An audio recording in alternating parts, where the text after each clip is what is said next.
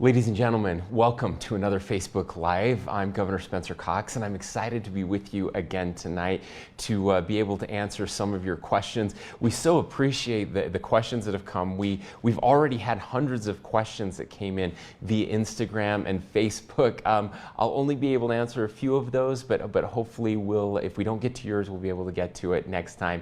We love doing these, and we're grateful for the feedback that people have asked us to keep doing these. We're coming to you once again live from the historic governor's residence here in downtown Salt Lake City, also known as the governor's mansion. For those of you that have driven by recently, it is still under construction. All of the windows have been removed. They're historic windows, and there's preservation efforts that are happening around that. Over time, the casing around the windows has rotted away, and lots of fixing that has to go there. So we're grateful for the people that are working on that. We are still living in the basement, and that's what we do here until everything's ready to go.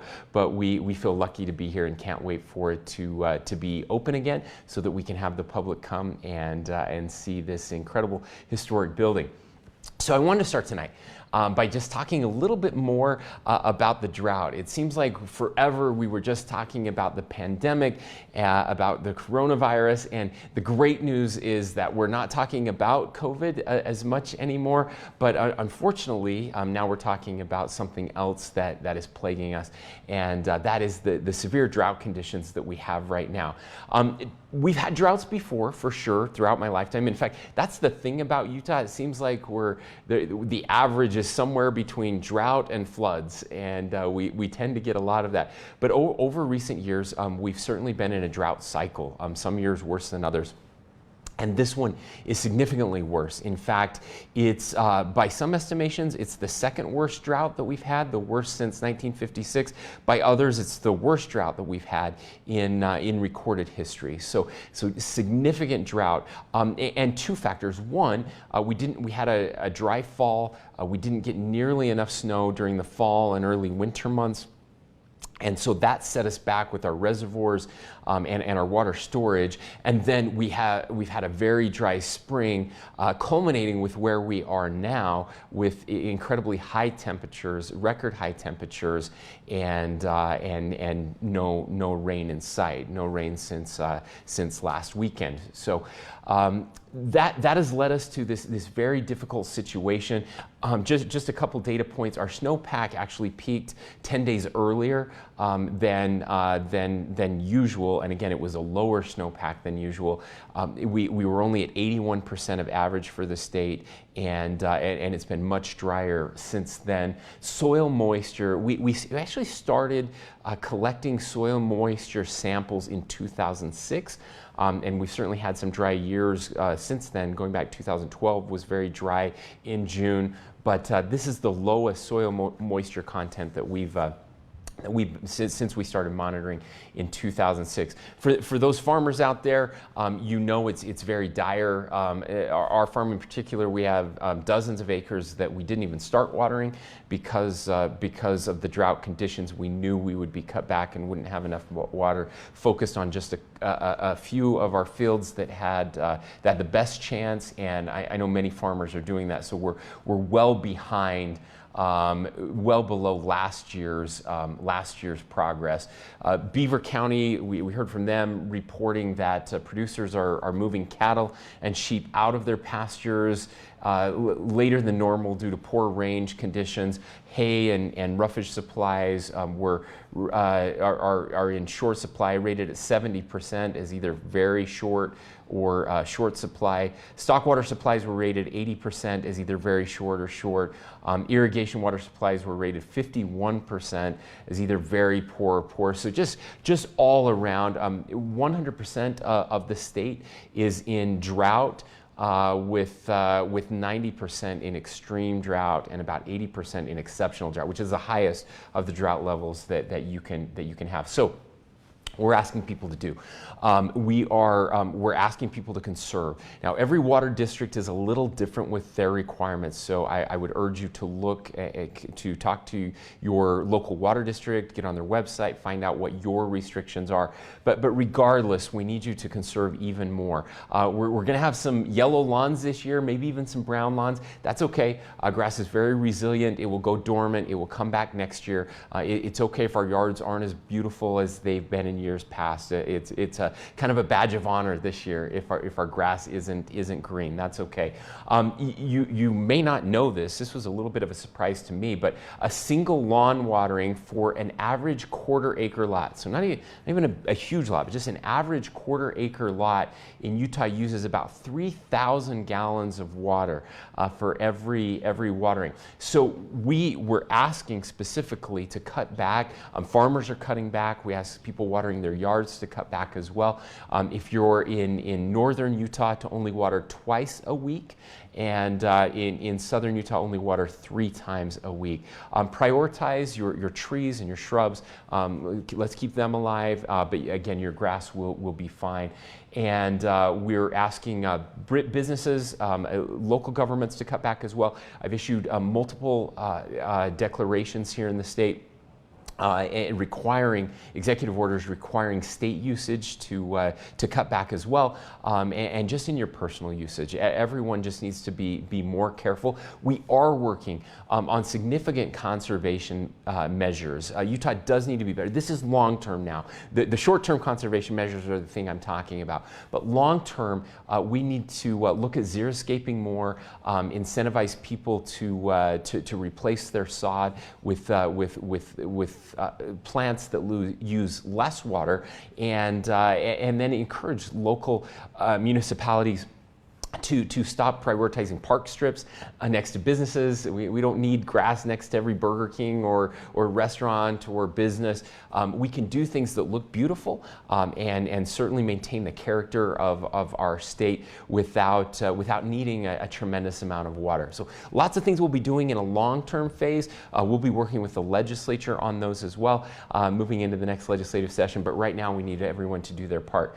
I also want to just ask people, because it is so dry, I'm pleading with you, we're working with the legislature and local governments to cut back on fireworks this year. The fire danger is extremely high. We have already had, I don't have the numbers right in front of me, but I think we had over 300 fires already at this point this year, where last year at this time we wouldn't even have had 100 fires yet. That just tells you how dry things are right now. And I know the way we usually do things, you may not even expect it, but a single spark can just run. I've seen it happen. It's crazy. It's scary. The vegetation is so dry right now, it almost reacts like toilet paper. When you light it and it just kind of just explodes and takes off, that's what we're seeing conditions right now. So I would encourage you to not do fireworks this year. Just save them for next year, especially aerial fireworks. And if you are doing any fireworks, again, they're illegal right now. As we get closer to the 4th or 24th, there will be bans in the state. We have banned fireworks on all state and unincorporated private lands, so anything outside of city limits it's illegal and will continue to be illegal. Within city limits, look for additional restrictions as we get closer to the 4th of July and the 24th of July. The commercial fireworks shows will continue. Those are done in conjunction with fire departments and can be done very safely. But right now, it's just not worth it. I promise. You don't want to burn your house down, your neighbor's house down, or start a large fire that ends up burning potentially thousands of acres. So I've also asked people to be extremely careful with target shooting outdoors. Exploding targets, stay completely away from those, and really just limit target shooting across the state. What we're seeing now is the high-level vegetation is as dry or getting as dry as low-level vegetation. So everywhere in the state, it really is just a tinderbox, and we need people to be extremely careful, especially when there are high winds, hot temperatures, rocky terrain. That kind of describes every day right now. It's just hot, windy, and dry. So please do your part, and we'll get through this together. Now, I want to start off with some questions. As I mentioned, we got hundreds of questions, just an amazing response. Thank you to everyone who reached out. We'll try to get you those answers as quickly as we can and as soon as we can.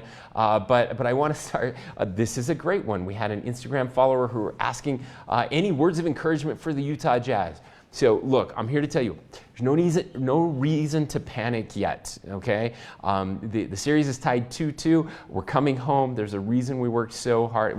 I say we as if I'm a member of the team. It feels like it. It feels like work. These games are fun, but during the playoffs, they get done and we're just exhausted. We can't sleep because we're either so excited or upset that we lost, but it feels really good. I felt like the second half of that last game 4 at LA, we figured some things out, and really optimistic. Hopefully Mike Conley will be back tomorrow night. If we get Mike back, I feel very confident that we can win this. I'm still predicting Jazz in 6, so we'll see if that prediction holds. But we got to get Donovan some help. We need the bench to step up a little bit. We're going to be just fine. If you are going to the game tomorrow night, I need you to do me a favor. I need you to cheer extremely loud. I met with someone who was here this past week. He had gone to the Jazz game. I think it was at game 2. He's from out of town. Met with him the next day. He said he had never heard an arena that loud, and he'd been to games all over the country. And so we just need more of that. I believe it's the Jazz fans that are going to carry this team to victory. So let's keep cheering loudly. Okay, we have a question from Shannon on Facebook about fireworks. I mentioned this already. Is there going to be a statewide fireworks ban? When will we know by, so that people don't go buy their fireworks and get tempted to still light them, especially aerials? I can't tell you right now if there is going to be a statewide ban, but what I can tell you is that we need you. It's just not worth it this year. So go buy them. Support the local economy and those that are in the fireworks business, but save them until we're in better times and maybe until next year, even if necessary. So, but again, just be extremely cautious no matter what you're doing. Most people don't know that it is illegal to light off fireworks until 2 days before the 4th of July anyway, and so they are illegal right now. But there will be additional restrictions as we get up to the 4th of July. So be extra careful out there. More questions on drought and fire. This comes from Zach on Instagram. What can we do to help fight the drought? So I've mentioned a little bit about that already. Again, watering less is really important. Prioritizing your watering trees and shrubs. Let the grass, again, I've said this before, let's make yellow and brown grass great again. It's okay this year. Some things that you can do that a lot of people get wrong. You should actually raise the setting on your lawnmower. Mow your grass much higher, and even the very highest setting. It's actually really good for your lawn. It will keep your lawn greener longer, and your lawn will require less water if you have those blades of grass are a little taller. Check with your water provider for restrictions in your area. Great website, slowtheflow.org. That's slowtheflow.org. We have lots of tips on there on ways that you can conserve water and be careful at your own home. Okay, from Jamie on Facebook. Why doesn't Utah create tax incentive for xeriscape and solar panels and create tax levies for greenscaping?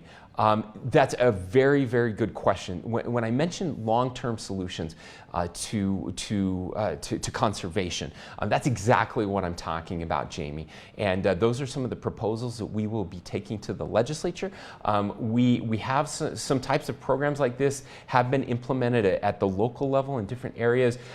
Just one example, the Jordan Valley Water Conservancy District does offer a rip your strip rebates for turf removal. So they do have a rebate for businesses, it looks like, and residents who want to remove turf and move to xeriscaping. That's the type of thing I would like to see at the statewide level. Weber Basin is focusing on secondary water metering. This is another thing that many of you may have missed. We had a special session of the legislature just a few weeks ago, and they set aside about $280 million, I believe, for water projects in the state, including $100 million for water conservation. And we're working with the legislature on how we're going to be using that. But a big portion of that will be used for metering of secondary water usage. Many of when we talk about secondary water, that's usually irrigation water. Many places in Utah have culinary water separate from irrigation water, and that secondary water is irrigation. And so we need to be able to meter that so people know how much they're using. We can use less of that, and then there will be lots of discussion over the coming years about how we pay for water. Right now, we heavily subsidize water usage in the state, in many water districts. In fact, your property taxes pay for a lot of that water usage. And so I think there's a little bit of a lack of transparency. I think if people understood the true cost of water, they would probably use less. And it's going to be very helpful to meter that and let people know how much they're actually doing. So my commitment to you is we will be working on some statewide rebate programs. Hopefully we can get the legislature to come along on those issues. If you're interested, please reach out to your legislator to let them know that that's something that you would like to see. Okay, we have our first COVID question of the night. This comes from someone on Instagram. What is the plan moving forward if COVID cases continue to rise? So we saw a very steep and steady decline of COVID cases. We've seen a little bit of an increase, not much of an increase, but it's certainly plateaued as we haven't seen cases come down a little bit. We had a meeting with the White House today on COVID and the COVID variants, what's happening across the country. We're continuing to see cases go down, hospitalizations go down, deaths go down. Deaths are at the lowest rate that they've been since March of last year when the pandemic really started. So that's all very good news. The only thing we can do to continue to reduce those cases is to get people vaccinated. We desperately need you to get vaccinated. I just have to say, very sobering. I've talked to several people recently who have family and friends who have passed away over the last couple of weeks, or who have been hospitalized with very serious illness, and some who have long-term illness. Other organs in their body are struggling right now because of the way that they have reacted to getting COVID. And they all have one thing in common. They decided not to get vaccinated. And what's so sad about this is these deaths are preventable. These hospitalizations are completely preventable with a simple shot that is available across the state. There are places close to you. You can go to coronavirus.utah.gov and find vaccine providers close to you. It is free of charge. You will not be charged. Your insurance will not be charged. Anyone can go and get this vaccine. It is safe. We have had 0 deaths in the state of Utah from the vaccine. Some mild reactions that happen, but all of them far better than hospitalizations or deaths. And so we desperately need more people to step up and get vaccinated. The good news is we're right about the national average. We could do better. We have about, of our adult population, those ages 18 and older, we're at about 65% of adults that have been that have received 1 dose of the vaccine, and now over I believe right with the adult population about 50% that have received 2 doses of the vaccine. Our younger population, they're getting vaccinated at a little slower rate. Now, of course, children ages 12 and up can get vaccinated. My 14-year-old daughter is now fully vaccinated. She did great. We're so excited. It's great to get back to normal. We're seeing more and more of that. But we can reduce hospitalizations and deaths by just getting vaccinated. So please, please, please get vaccinated. Okay, next up from a Twitter follower, we have a question on the state flag.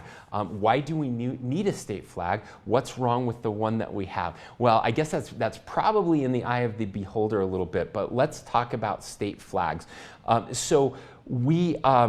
There was a bill that was passed to propose a new state flag. There's a commission that's been put together.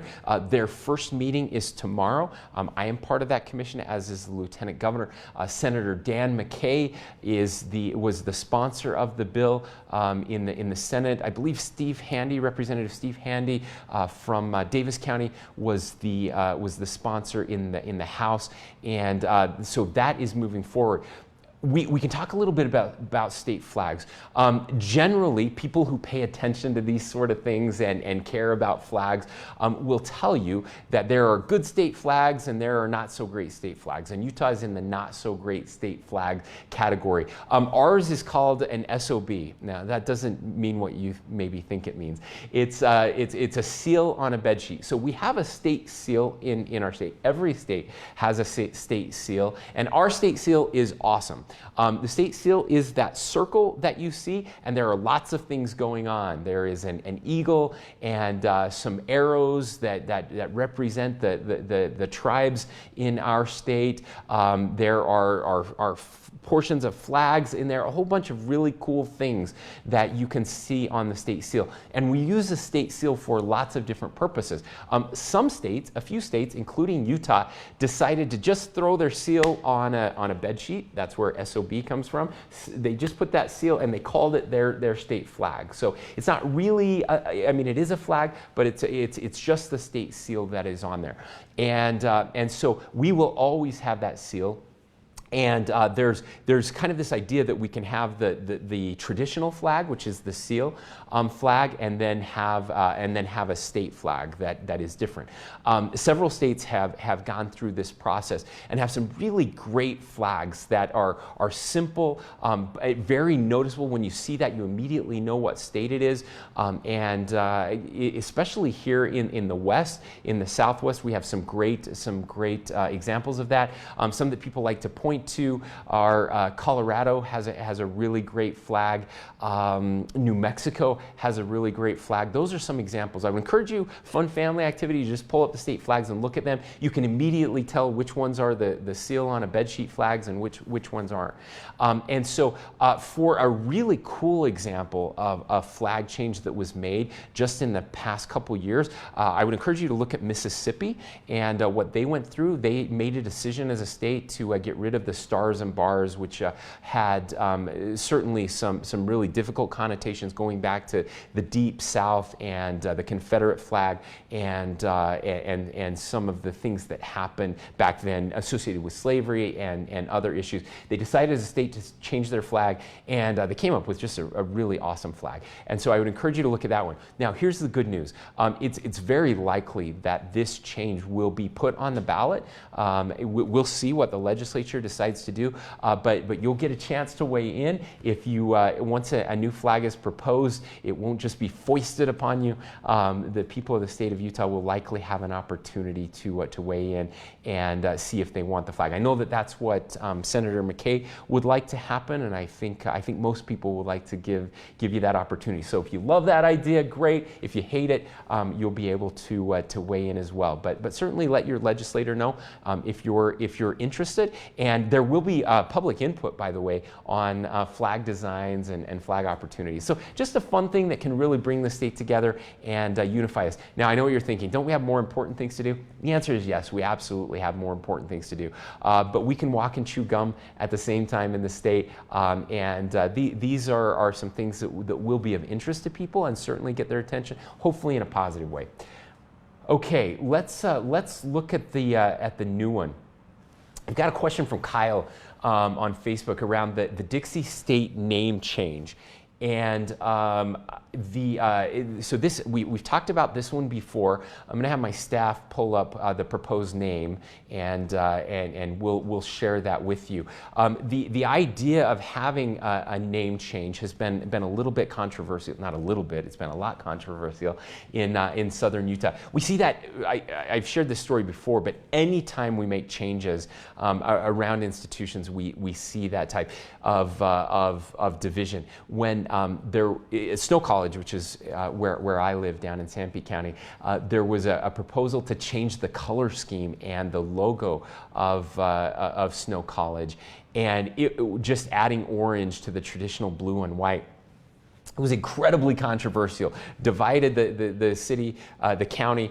We ended up adopting the orange color. People have mostly gotten over it. Maybe not everyone. I know a couple people. You know who you are.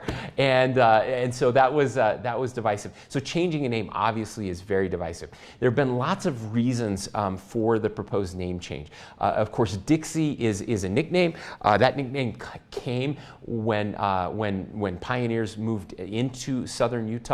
There were some attempts to grow cotton down there. The weather was so hot that it felt like the southern United States, and so that nickname was given to call it Utah's Dixie. It kind of stuck. Obviously, there is a lot of discussion around the racial connotations about that name.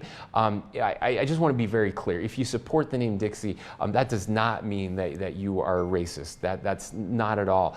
There are lots of other reasons for a name change as well. One of the reasons, and the reason that I've thought it might be a good idea to potentially change the name, is that it's just incredibly confusing to people. When we talk to people about Dixie State University, I hear that all the time. They have no idea that is in Utah. There is nothing about Dixie State that is associated with Utah in any way at all. And outside of Weber State, every single other university, state-sponsored university, has the word Utah in there somewhere. Of course, Utah State University, the University of Utah, and you can go down the list. Snow College being different as a college, but we have Utah Valley University. And when we changed Dixie State to become a university and look at the vision for growing Dixie State and what it can be, it really makes sense to me to have a name that fits. It would be one thing if it was a name like Weber State or Snow College that isn't associated with anything else, but because Dixie State is associated, it's a nickname based on a nickname for another part of the country. It becomes very difficult and very confusing, and I believe harder to reach its potential. So, but again, I understand if I lived there, I would probably be upset about it too. So I totally understand where people are coming from on both sides of this issue. So there was a new name that was proposed. The committee that came up with the new name, and at first you're going to go, what? That's a crazy name. Just bear with me a little bit. So the name that they voted in favor of, it was an 11-3 vote. And by the way, this is a recommendation. The only people that can change the name of Dixie State University is the legislature. And so they will be taking this up in January of next year. You can reach out to your legislator if you're interested in the name change. But the name that they came up in favor of is Utah Polytechnic State University. And so I know a lot of people are going, wait a minute, that's just a mouthful, right? Utah Polytechnic State University, what the heck is that? Well, polytechnic universities are very common across the country and have a very specific focus. Virginia Tech, Texas Tech, that's what we're talking about. You probably didn't know that those were polytechnic universities. They also have very, very long names. Caltech is another one. They have very long names, but they're known by just those names: Virginia Tech, Caltech, and Utah Tech, potentially. That's what we're talking about. And so if the school's board of directors, they'll make that recommendation, and then the state legislature can approve that change. So thank you for that question, Kyle. Okay, We have a question around unemployment. What should I do now when that my unemployment has ended, or if your unemployment is ending? We do have about 10,000 people in the state of Utah whose unemployment will be ending, their pandemic extended unemployment that will be ending towards the end of this month, over the next couple weeks. So what I would say is, don't wait for your unemployment to end. There are so many things that you can do right now. There's never been a better time in our state's history. We have never had more resources available to help people get jobs and to help people improve their employment status, to upgrade their jobs right now. There are just on the state website, jobs.utah.gov, we have more than 50,000 jobs that are available right now. On some private job websites, there are over 70,000 jobs available right now. So there are jobs, people are desperate to hire right now. That's good news. You can get help freshening up your resume, doing some networking, preparing for job interviews and getting caught up on latest research methods. All of that training is available at jobs.utah.gov. We routinely have jobs fairs, and again, that type of training that you need to get better. If you're interested in making a career change, or your industry hasn't quite recovered yet, the Department of Workforce Services can help. They've got some really great, again, some really great things that are there. We have resources available for people that want to go back to college, people who want to go to one of our trade and technical institutions in the state. If you want to get a certificate in computer program, welding, whatever it is, healthcare, there are so many jobs available, and some of the training is very short. Some of it is just a few weeks. You can get a certificate and get a high-paying job ready to go. Again, visit jobs.utah.gov to get started. If you still need some financial assistance, you may be eligible for some of these other programs at jobs.utah.gov, or rental assistance at rentrelief.utah.gov. If you're still struggling with rental assistance, we have funds available at rentrelief.utah.gov. Okay. Another question on COVID from Instagram. Has the supply of vaccine in the state exceeded the demand yet? And the answer is yes. And this really happened a little over a month ago. You'll remember January, February, March, and heading into April, we had more demand than supply. We have plenty of supply.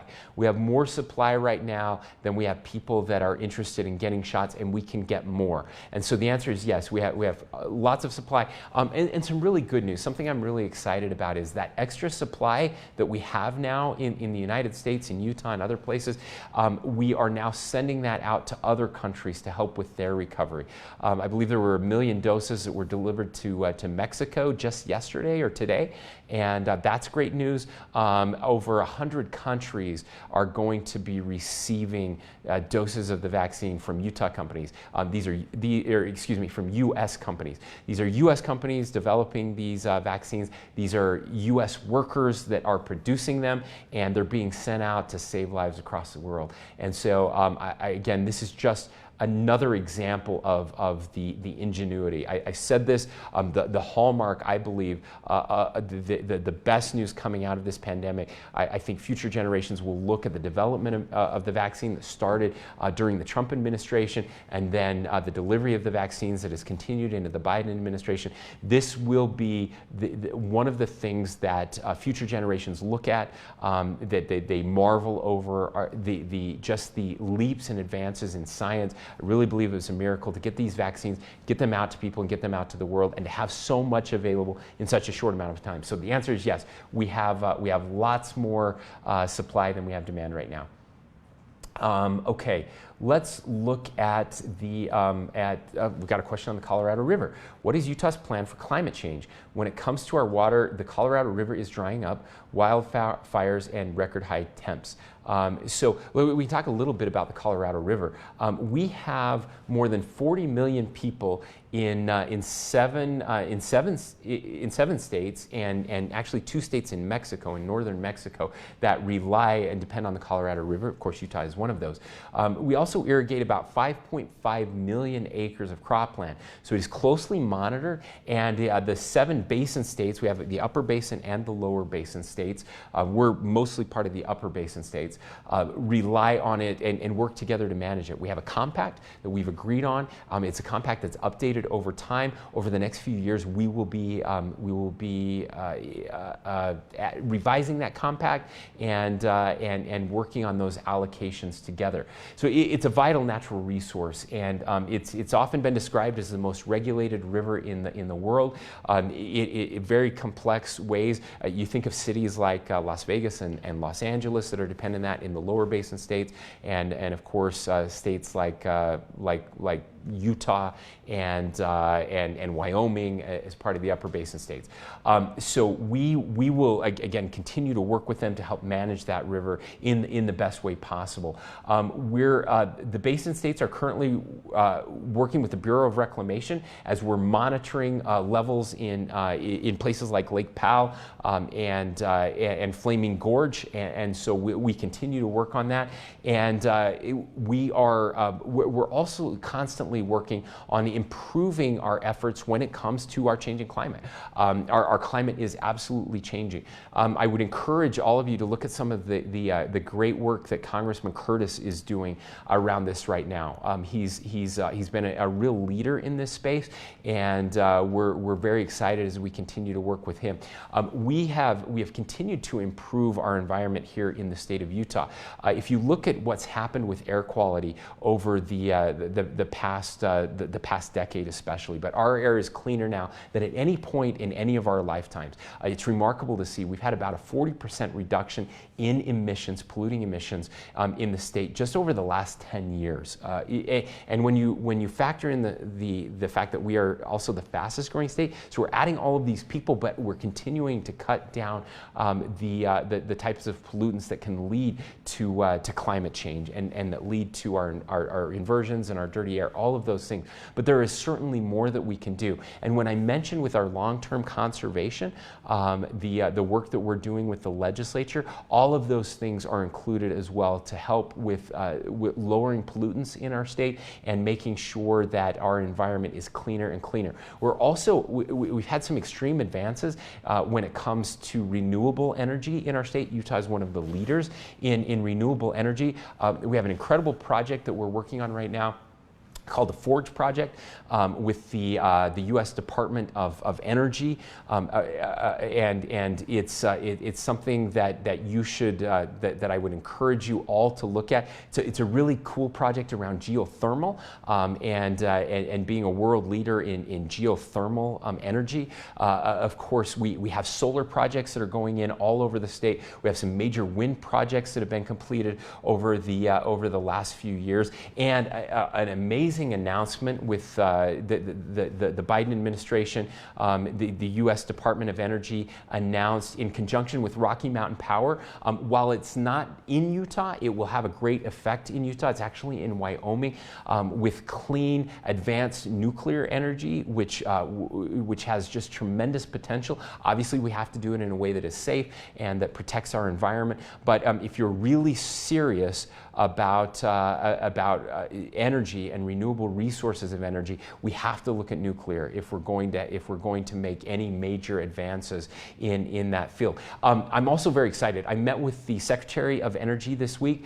She is a former governor of Michigan, and was really impressed with the conversation we had. These were Western governors, and she was talking about the advancements that we're making there. Carbon capture technology, which will allow us to continue to use our resources, our fossil fuel resources in the state that are so important right now, providing jobs, economy to parts of rural Utah, especially eastern Utah, and to lower the pollutants that come from that. This carbon capture technology is exciting. The United States is investing more in that. We are doing more of that here in the state of Utah with a cool energy development resource center in Emery County that we're very excited about there. So there's just so many great things happening, and I'm just here to tell you that technological advances are going to do more to reduce our carbon output and improve our environment than regulation ever will. And these advancements are happening today. We have to continue to invest in those, and they're going to make life very great for future generations. So I'm really optimistic on this front. Okay, it seems like we are out of time. You all are amazing. I do have one last question. I love this one. This is from Crystal on Instagram. She said, how can I get more involved with our state government? I get asked this all the time, and there are so many different ways to get involved. I would encourage you to go to, you can go to governor.utah.gov, governor.utah.gov/get-updates, or just go to governor.utah.gov and you can see it there. And get our weekly updates that we send out, so you can start to see what's happening in our state every week. We're trying to be, my goal is to be the most transparent and the most available governor that we've had in the state when it comes to these types of opportunities. We've done more press conferences, we've done more taking questions, more of these virtual town halls, more meetings with constituents, all of those things together than any other governor's first 6 months in the history of our state. I'm always trying to answer questions and give the best information I can. So stay tuned for these updates. Now, I would encourage you to reach out to your legislators to ask if there are ways you can get involved there. If you're interested in getting good people elected, look for campaigns. We have local campaigns going on right now for mayors and city council members. That closed, the sign-up period closed I think just over a week ago. And so there are people running for office now in your towns who need your help. Find good people that you can support and help them get elected. It's a great way to get involved at the grassroots level, is to work on a campaign and help volunteer and help somebody get elected at the legislative level as well. Those elections will be next year. Members of Congress as well next year. And then if there's an issue that you believe in, if that's kind of the direction you want to go, instead of a candidate, there's an issue that you're really passionate about, look for ways to influence policymakers. Again, don't send form letters, but write actual letters or make actual phone calls. So many of our legislators never hear from constituents. They get these mass emails that just flood their inbox, but they want to hear from real people that live in their district. So call and talk to them about an issue. Most of them, almost all of them, are willing to actually meet with you or take a phone call and have a conversation. So there are lots of ways to get involved, and I encourage you to do that. Thank you for doing this. Thank you for taking such good care of our state. Every week I meet with other governors, we have conversations, and every week I feel more grateful that I get to be the governor of this state. So I hope you have a safe summer. I hope you have a wonderful summer. I hope you conserve water. Be careful with your fireworks. And as always, go Jazz. Thanks, guys.